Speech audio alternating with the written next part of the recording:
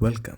आज 10 अप्रैल से मैं एक नई सीरीज़ चालू कर रहा हूँ। अपने एक्स्ट्रा वेट को जो मैंने अपने अब तक के बल्क में मैंने गेन किया है, उस फैट को, उसकी जर्नी में डॉक्यूमेंट करूँगा।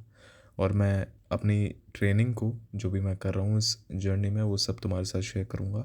और भी अदर थिंग्स, डाइट और कैसे कैसे मैं सिचुएशंस से मैं फेस करता हूँ, क्या क्या प्रॉब्लम्स आती हैं, वो सब मैं तुम्हारे साथ शेयर करूँगा, जिससे तुम्हारी भी हेल्प होगी। अगर तुम में से कोई मेरे जैसा है, किसी ने मेरी तरह एक्स्ट्रा फैट गेन किया है, या फिर कोई काफ़ी ओबीस है और वो अपना वेट कट करना चाहता है, तो सही है, इससे हम साथ में ही ग्रो करेंगे।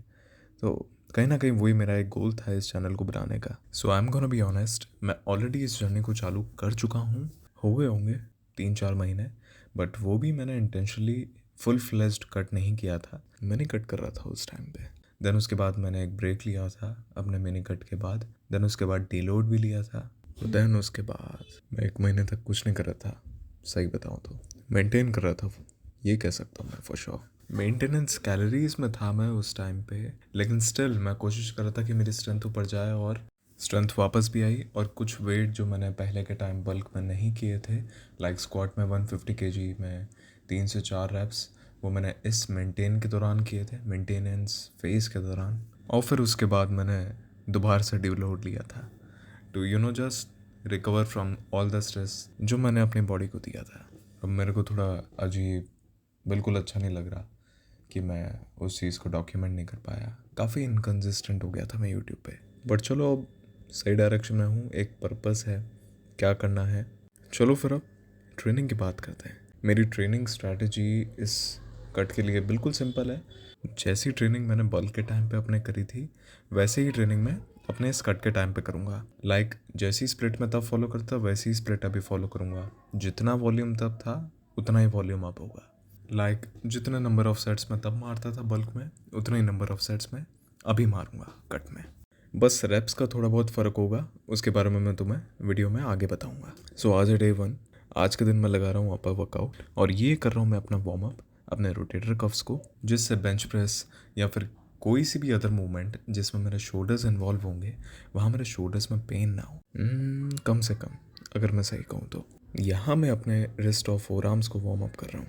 इन्हें पता नहीं क्या कहते होंगे एज एन एक्सरसाइज नेम, कोई तो मूवमेंट है तो उसका नाम भी होगा, कमेंट कर देना अगर पता हो तो। सबसे पहले एक्सरसाइज जो मैं कर रहा हूँ वो है बेंच प्रेस। मुझसे अब तक काफ़ी अक्लमंद लोग पूछ चुके हैं कि श्रेय तू इतना वेट उठाता है, तू फिर भी खाली बार से करता है। Good question, very good question. वो बिगनर होते हैं इसलिए मैं कुछ कहता नहीं उन्हें, बल्कि उन्हें मैं बताता हूँ कि लाइट वेट से वार्म अप करना बहुत ज़रूरी है। तुम सीधे मेन वेट से, जो भी तुम्हारा टॉप सेट है दिन का एक एक्सरसाइज का, उससे तुम डायरेक्टली स्टार्ट मत करो, नहीं तो इंजरी होने के चांसेस ज़्यादा हो जाते हैं। अब आज मेरे को मेन ये चीज़ देखनी है कि 80 केजी बेंच प्रेस में मेरी स्ट्रेंथ कम हुई है या नहीं, मेंटेन रही है, या फिर ये 70 केजी मेरे को थोड़ा बहुत हैवी लगा लास्ट टाइम से। तो यही देखना है अब कैसे जाता है 80 केजी। मुझे लग रहा है यहीं कोई प्रॉब्लम हुई थी, लेफ़्ट वाली हैंड की ग्रिप थोड़ी सी अंदर आ गई थी, मुझे लगता है ऐसे। फिर यहीं से ना वो स्टेबिलिटी वाली दिक्कत हो जाती है, दोबारा से फिर फॉर्म एडजस्ट करनी पड़ती है। हालांकि इसमें कोई दिक्कत नहीं है, बट ये देखो, जहाँ पे डाउट आ जाता है ना तुम्हें, वहाँ चीज़ें गड़बड़ हो जाती है। एक्सपेक्ट किया 2 से 3 रेप्स हो जाए एटलीस्ट, एक, और ये हो गए 2। ज़्यादा एक्सपेक्ट किए मैंने, कम हुए। लास्ट टाइम मेरे से 5 रेप्स हुए थे, 5 से 6 रेप्स हुए थे इस वेट पे, जहाँ तक मुझे ध्यान है। अब ये मैंने थोड़े से बाकी के बचे वेट कम करके लिए, बैक ऑफ मान लो तो मैंने 3। ये भी थोड़ा सा मेरे को हैवी लगा है इसके करने के बाद। मेरे को ध्यान है लास्ट टाइम मैंने जब 80 केजी से 5 से 6 लिए थे, तब उसके बाद मैंने बैक ऑफ्स में 75 केजी लिए थे 6 रेप्स के लिए। डैम मैन, स्ट्रेंथ कम हुई है थोड़ी। अब ये बेंच प्रेस के बाद मैंने किए इंक्लाइन डंबल फ्लाई। मोटिव यही था इस एक्सरसाइज को करने का, पूरा स्ट्रेच करो मसल्स को और पूरा कॉन्ट्रैक्ट करो। लिटरली फील होना चाहिए जब तुम नीचे ला रहे हो ना, पूरा कंट्रोल होना चाहिए तुम्हारे डंबल पे। फिर उसके बाद तुम लाओ ऊपर सीधे, बिल्कुल चेस्ट को कॉन्ट्रैक्ट करते हुए। भाई मज़ा आ जाता है इस मूवमेंट को करते हुए। और ये मैंने की थी 12.5 केजी के डंबल्स के साथ। हालांकि मेरा मन था कि मैं वेट बढ़ाऊँ, कम वेट लिया, लेकिन 15 रेप्स के अराउंड किए। यही मैं इसी बारे में बात कर रहा था। कटिंग के दौरान मेरा ये चीज़ रहेगा कि मैं आइसोलेशन मूवमेंट्स में रेप्स ज़्यादा लूँ और कंपाउंड मूवमेंट्स में मैं अपना टॉप सेट थोड़ा सा कम रेप्स ले लूँगा, लेकिन 5 के अराउंड लूँगा, जिससे थोड़ा स्ट्रेंथ भी मेरी आसपास ही रहे, ज़्यादा कम ना हो मेरी। जैसे कि तुम देख रहे हो लास्ट के कुछ रेप्स में फेस कैसे सिकुड़ रहा था प्रेशर से, इवन दो वेट इतना हैवी नहीं था ना। वो अगली एक्सरसाइज है चिन अप्स, पर असिस्टेड कर रहा हूँ। और ये एक्सरसाइज मैंने 1 या 2 महीने पहले करनी चालू करी थी, क्योंकि मेरे को अपनी फॉर्म सही करनी थी। इस फॉर्म में मेरे को अपनी चेस्ट आगे लाके, मतलब बेसिकली शोल्डर्स कम एंगेज हो और लैट्स का वर्क ज़्यादा है, अपर बैक तुम्हारी ज़्यादा इन्वॉल्व हो। बस तो इसी चीज़ की प्रैक्टिस कर रहा हूँ इस मूवमेंट को लगा के। वैसे इवन दो मैं वेटेड पुलअप्स कर लेता था, वेटेड चिनअप्स जो भी को, मैं उसमें गया हूँ +15 kg तक गया था मैं, और तब मेरा वेट 80 kg के आसपास ही था। पर वही फॉर्म कुछ खास नहीं थी उस टाइम पे। वापस वेटेड चिनअप्स पे जाऊँगा जब मैं इस चेस्ट को बाहर निकालना और बैक को ज़्यादा एंगेज करना अच्छे से कर लूँ।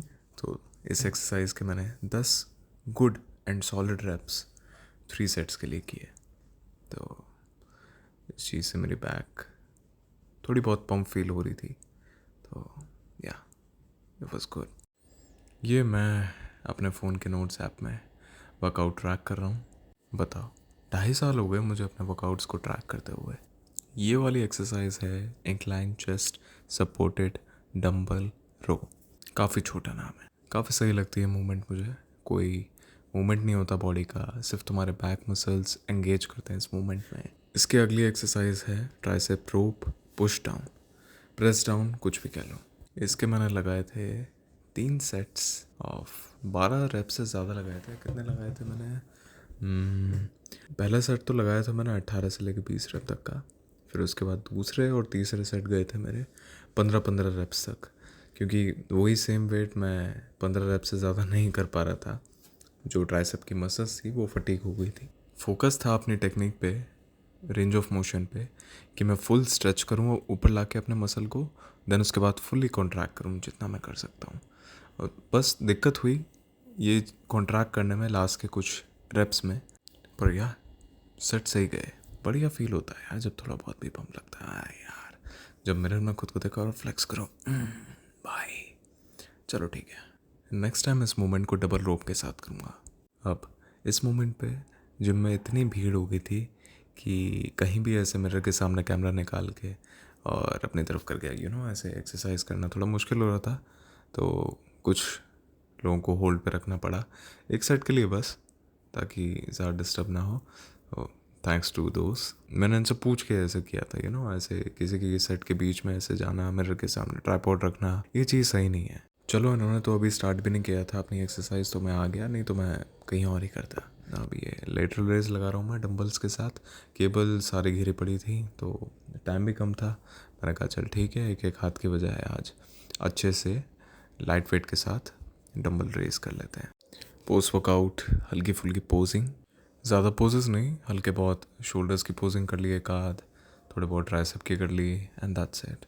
आज का वर्कआउट का अगर मैं रेट करूं तो इट वुड बी अराउंड 7/10। मैंने एक्सपेक्ट किया था आज का वर्कआउट थोड़ा सा बेटर जाता, बट ठीक है, एक्सपेक्टेशंस ना ही करो तो ये अच्छा है। गलती करी मैंने, कोई नहीं, फिर भी एक ब्रेक एक डीलोड के बाद के हिसाब से सही गया वर्कआउट। तो ये कुछ डिफरेंट ट्राई किया मैंने, बताना कैसा लगा। लाइक कर देना वीडियो को और कमेंट कर देना कोई भी डाउट हो, ठीक है। चलो तो मिलते हैं फिर डे 2 पे।